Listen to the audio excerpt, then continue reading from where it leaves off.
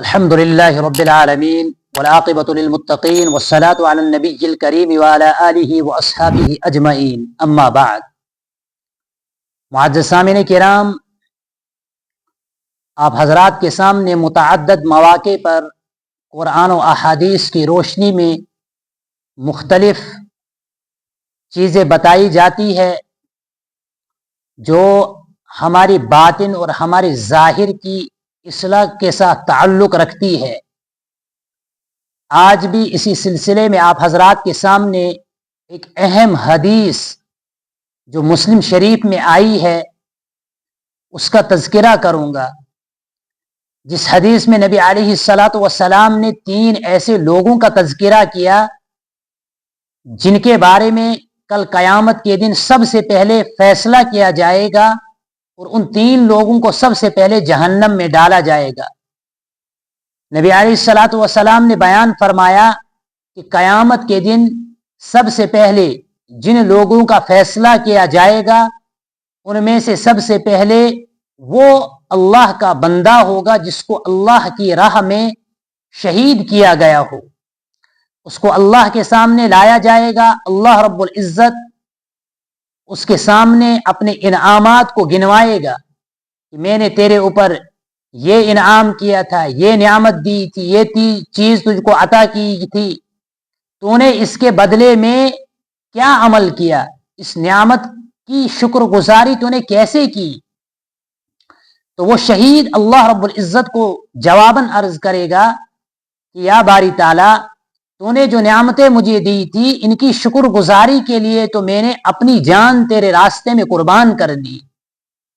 اللہ رب العزت اس کو آگے سے فرمائیں گے کہ تو جھوٹ کہہ رہا ہے، تو نے میرے راستے میں اپنی جان اس لیے خفا دی، میرے راستے میں اپنی جان کو اس لیے لگا دیا، تو نے شہادت اس لیے قبول کی، شہید ہونا پسند کیا تاکہ لوگ تجھ کو بہادر کہیں اور لوگ تجھ کو بہادر سمجھے، تجھ کو طاقتور اور مضبوط سمجھے.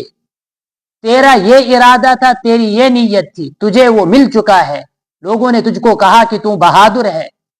پھر اللہ رب العزت فرشتوں کو حکم دیں گے کہ اس بندے کو اوندے منہ لے کر جہنم میں ڈال دو. اللہ ہماری حفاظت فرمائے. دوسرا، وہ شخص جس کو حساب کے لیے لایا جائے گا وہ ایک عالم دین ہوگا، قرآن اور حدیث کو جاننے والا ہوگا، علم حاصل کیا ہوگا، خود بھی سیکھا ہوگا، دوسروں کو بھی سکھایا ہوگا، قرآن بھی پڑھا ہوگا، اس کی تلاوت بھی کی ہوگی، یعنی سب کچھ وہ کام کیے ہوں گے جو اللہ سے قرب حاصل کرنے کا ذریعہ اور سبب بنتے ہیں. وہ سب کچھ اس نے کیا ہوگا. اللہ کے سامنے پیش کیا جائے گا. اللہ اس کو کہیں گے کہ میں نے تیرے اوپر یہ انعام کیا، یہ نعمت دی، یہ نعمت دی. سب کچھ گنوانے کے بعد اس کو کہیں گے کہ بتا تو نے ان کی شکر گزاری کیسے کی. تو وہ جواب دے گا کہ یا باری تعالیٰ، میں نے اپنی زندگی جو ہے وہ تیرے دین کے لیے لگا دی. میں نے قرآن کریم کو سیکھا، اس کو لوگوں تک پہنچایا، لوگوں کو سکھایا. میں نے علم دین حاصل کیا، خود بھی اس پر عمل کیا، دوسرے لوگوں کو بھی سکھایا، تمام تر لوگ اس سے مستفید ہوئے. میں نے تو زندگی بھر یہی کام کیا اور یہ سب کچھ تیرے لیے تھا.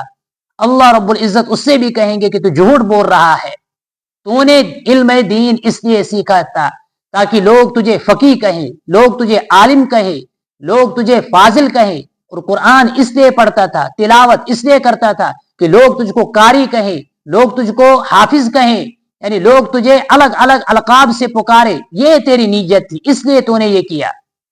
پھر اس کے بارے میں بھی اللہ رب العزت حکم دیں گے کہ اس کو بھی پکڑ کر لے جاؤ اور اوندے منہ جہنم میں ڈال دو.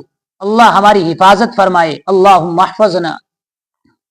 تیسرا شخص وہ ہوگا جس کو حساب و کتاب کے لیے لایا جائے گا، جس کو اللہ نے بے انتہا مال دیا ہو، ہر ایک نعمت اللہ نے اس کو دی ہو. اس کے سامنے بھی اللہ اپنے انعامات گنوائے گا. پھر اس سے بھی یہی پوچھے گا بتا تو نے اس کی شکر گزاری کیسے ادا کی. تو وہ جواب دے گا کہ یا باری تعالیٰ، میں نے ہر اس راستے میں یہ مال خرچ کیا جس راستے میں کیوں چاہتا تھا کہ یہ مال خرچ ہونا چاہیے.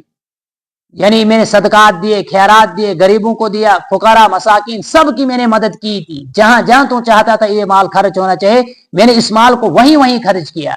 اللہ رب العزت اس سے بھی کہیں گے کہ تو جھوٹ بول رہا ہے، تو جو کچھ کہہ رہا ہے یہ سب جھوٹ ہے. تو نے جو مال خرچ کیا وہ صرف اس لیے خرچ کیا کہ لوگ جو ہے وہ تجھ کو بڑا سخی کہیں، لوگ تجھ کو کہیں کہ بڑا نیک آدمی ہے، بڑا سخاوت سخی کرتا ہے، سخاوت اس کے اندر بھری ہوئی ہے، فقراء کو دیتا ہے، مساکین کو دیتا ہے، غربا کو دیتا ہے، ہر ایک کو دیتا ہے، اس کے اندر بہت زیادہ سخاوت ہے، اس لیے تو نے یہ سب کچھ کیا. پھر اس کے بارے میں بھی حکم ہوگا اس کو بھی پکڑ کر لو اور روندے منہ جہنم میں ڈالو. اللہ اس سے بھی ہماری حفاظت فرمائے. یہ تین شخص وہ ہوں گے جن کو سب سے پہلے حساب لیا جائے گا اور ان کو سب سے پہلے جہنم میں ڈالا جائے گا. یہ مسلم شریف کی روایت تھی. اسی طریقے سے ایک اور روایت میں آتا ہے، وہ بھی مسلم شریف کے اندر روایت ہے. حضرت ابو ہریرہ بیان کرتے ہیں کہ نبی علیہ الصلوۃ والسلام نے جب یہ حدیث بیان کی اس کے بعد آپ صلی اللہ علیہ وسلم اپنا ہاتھ جو ہے وہ میرے گھٹنے پر رکھا اور کہا کہ ابو ہریرہ تو جانتا ہے کہ یہ تین لوگ جو ہے یہ بھی اللہ کی مخلوق ہے، یہ بھی اللہ کے بندے ہیں، لیکن اللہ رب العزت سب سے پہلے ان کو جہنم میں ڈال کر جہنم کی آگ ان سے سلگائے گا. اللہ ہماری حفاظت فرمائے. پھر ترمذی شریف نے جب یہ روایت بیان کی ہے تو آگے مصنف علیہ الرحمہ نے بیان کیا ہے کہ حضرت ابو ہریرہ نے ارادہ کیا کہ میں حدیث لوگوں کے سامنے بیان کروں. جب بیان کرنے لگے تو گشی کھا کر بے ہوش ہو گئے. پھر جب ہوش آیا تو پھر سوچا کہ بیان کروں، پھر بے ہوش ہو گئے.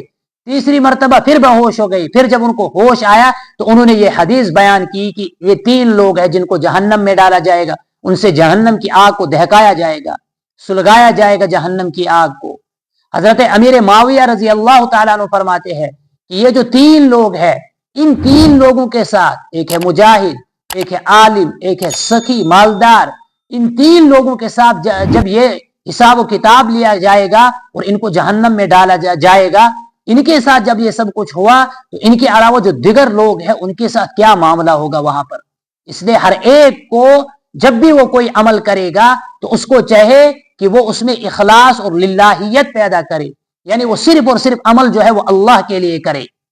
اسی طریقے سے فضل ابن عیاض کا قول ہے کہ قیامت کے دن ان لوگوں سے جب حساب و کتاب لیا جائے گا، ان میں جو عالم ہوگا، جو فاسق عالم ہوگا، یعنی علم تو حاصل کیا لیکن عمل نہیں کیا، وہ بت پرستوں سے پہلے پکڑا جائے گا، یعنی شرک کرنے والوں سے پہلے اس کی پکڑ ہوگی. وجہ اس کی یہ کہ جاننے والا اور نہ جاننے والا یہ برابر نہیں ہو سکتے ہیں.